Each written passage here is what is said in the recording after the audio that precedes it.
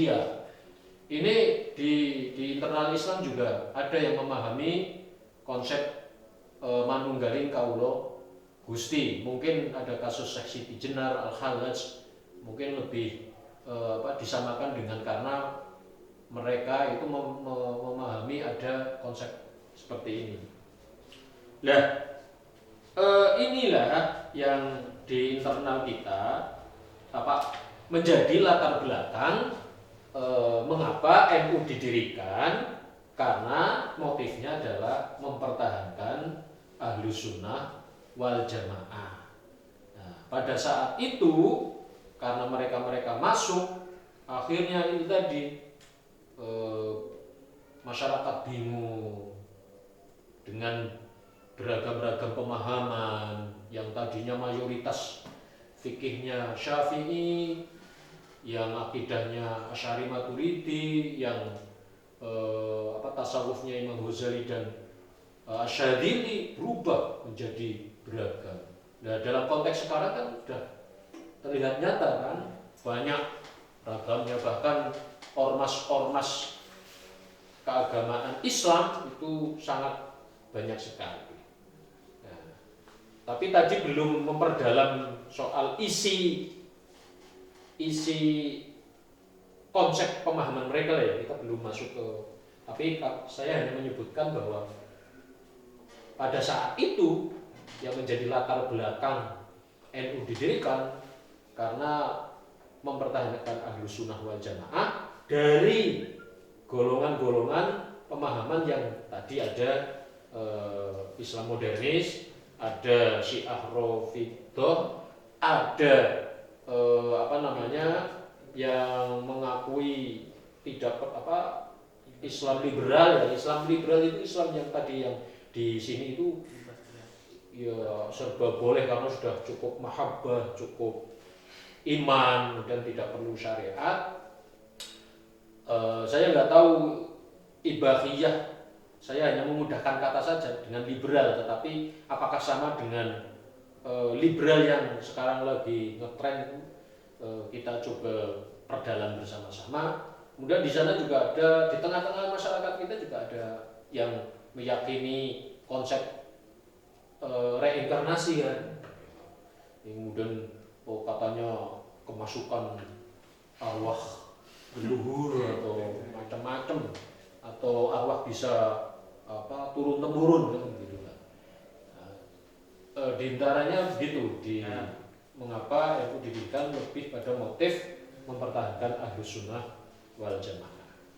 Oke, berarti secara garis besar saya bisa bahwa hadirnya NU atau motif didirikannya NU dari untuk mempertahankan Ahlus Sunnah wal Jamaah itu untuk menolak pemahaman-pemahaman yang bertentangan. Ya, tadi telah disebutkan ada Islam modernis ya dari Muhammad Abdul Rashidito yang membawa misi politik juga ya, yang kemudian ada golongan yang manunggaling kaulo Gusti ya, kayak alirannya mungkin Al-Hallaj atau Syekh Siti Jenar. Kemudian golongan-golongan yang menolak syariat ya, seperti ya kalau digambarkan liberal atau dan lain sebagainya. Kemudian ada reinkarnasi atau mungkin pemahaman-pemahaman klinik yang biasa ada di tanah Jawa. Nah, kita lanjut nih untuk yang mendalami tentang motif didirikannya NU ini, Gus. Nah, yang pertama itu satu mempertahankan akidah ya Ahlus Sunnah wal Jamaah yang memang sudah mayoritas di Nusantara pada waktu itu. Nah, tapi pertanyaan kedua itu mempertahankan agama. Nah, kalau dalam aswad itu kan mungkin internal ya, internal Islam ya, pemikiran. Nah, ini kalau dari mempertahankan agama Islam itu pripun?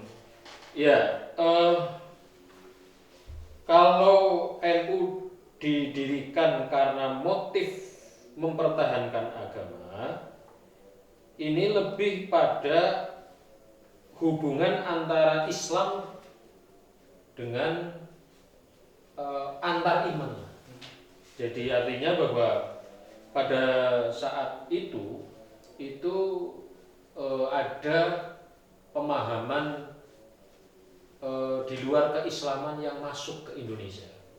Nah, ini berkaitan dengan mempertahankan nasionalisme. Nah, karena apa? Karena masuknya pemahaman keagamaan di luar Islam, saya sebut saja pemahaman Nasrani, itu bersamaan dengan para penjajah masuk di Nusantara. Nah,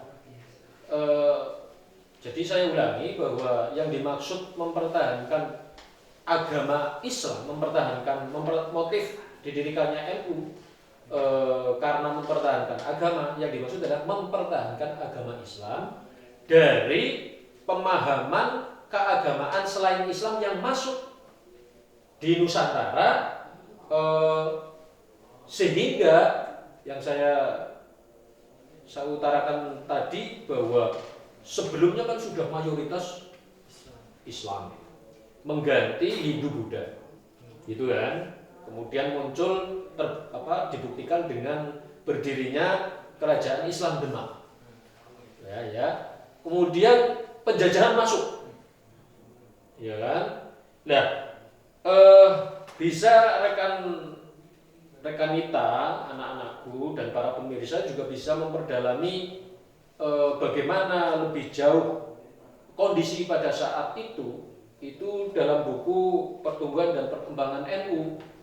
Coba kita lihat di sana bahwa kapan Belanda masuk, kapan Portugis masuk. Portugis lebih dulu masuk, Portugis lebih dulu masuk ke Indonesia, baru kemudian Belanda. Tapi mereka ternyata tidak hanya menjajah, mengeruk kekayaan Indonesia, tetapi juga ada misi, kalau yang kita sebut itu misionaris, menasronikan, mengkristenkan warga penduduk Nusantara, Jawa bahkan, ya, itu untuk menganut kepercayaan keagamaan selain Islam, yaitu agama Nasrani. Nah, ini yang kemudian menjadi motif Kiai atau Mbah Hasyim Asy'ari dan teman-temannya untuk mendirikan ormas sosial keagamaan yang kita namakan dengan Nahdlatul Ulama. Jadi sekali lagi bahwa ternyata NU didirikan tidak hanya untuk menjaga pemahaman di internal Islam itu sendiri, tetapi menjaga pemahaman Islam dengan non-Islam. Nah, itu. Nah, jadi bisa kita simpulkan kalau motif mempertahankan agama itu mempertahankan Islamnya, agama. Yeah. Jadi dari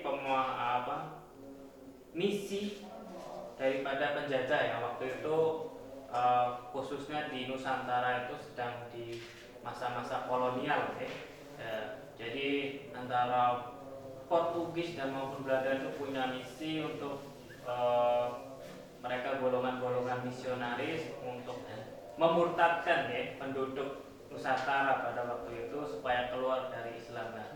Berarti ini motif dibalik mempertahankan agama Islam. Nah, lanjut untuk yang motif yang ketiga, ini ada motif mempertahankan nasionalisme atau NKRI. Ya, jadi saya sebelum masuk ke motif nasionalisme itu saya akan coba buktikan bahwa ya ini bersamaan dengan nasionalisme, berkaitan dengan mempertahankan nasionalisme. Kalau mempertahankan nasionalisme itu kan sebenarnya kalau dibentuk pada saat itu